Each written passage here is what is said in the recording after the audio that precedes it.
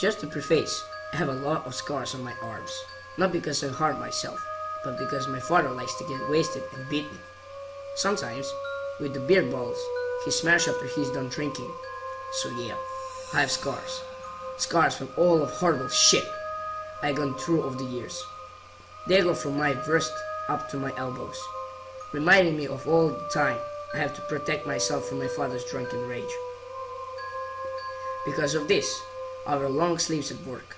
That way nobody will make asshole remarks about me. Now, I had been at the McDonald's in my hometown for over 2 years, mostly working nights. One day when I came in, I see a sign tapped to the ice cream machine, broken. Not an uncommon thing happened, but we have just gotten it fixed the week previous. Whatever, I thought. One last thing for me to clean. At around midnight, I was washing the windows across from the counter. All of a sudden, I heard a loud humming sound.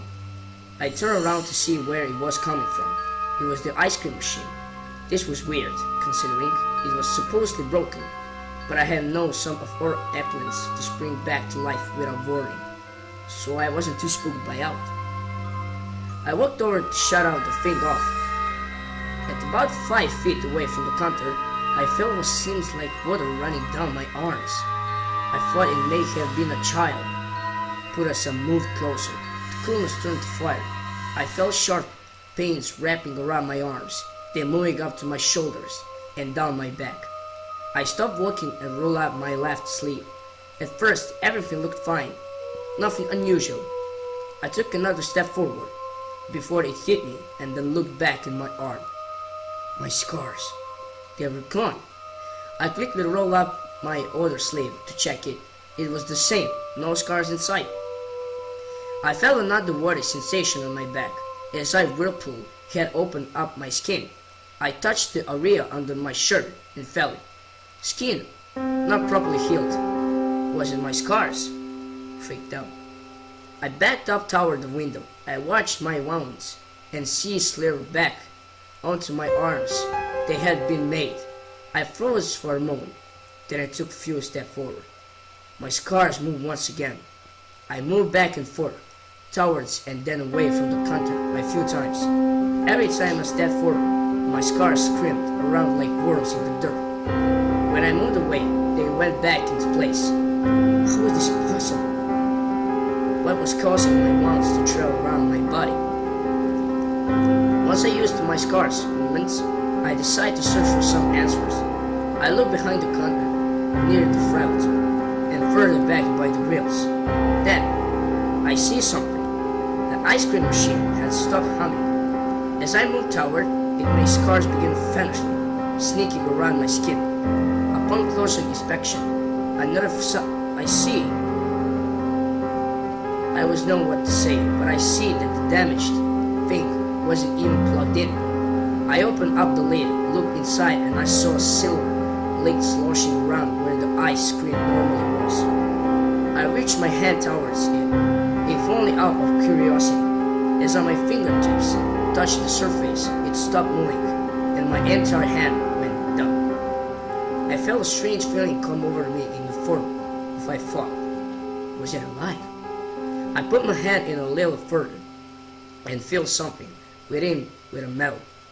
It was rough on the touch, but perfectly round, a metallic spear of sorts. Then, frightened, I pulled back and ran right over the store, without even so much as saying anything to my manager. I got in my car and drove home, truly terrified of whatever it was. I was spooked out. The next morning, I wake up on the floor of my bedroom. I sudden disease compelled me to grab my head. It was warm, borderline feverish. Was the night before just a weird nightmare, or did I smoke too much after getting out of work? Frazzled. I made my way to the bathroom and looked in the mirror. I placed my hands on both sides of the sink, staring deeply into my own eyes.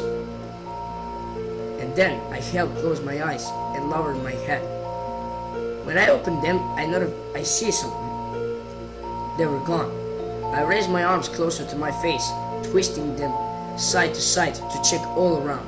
My hand then tired, to my back. They weren't there either. I quickly shut the door to the bathroom and locked in. I don't understand and scanned every inch of my body. My scars had vanished. Feeling bored anew, healed from the troubles of my past, I exited the bathroom with my head held high. I didn't know how or why, but I was thankful. Completely elated, I decided to go about my day. Down to the kitchen for some breakfast. As I rampaged through the fridge, I heard a loud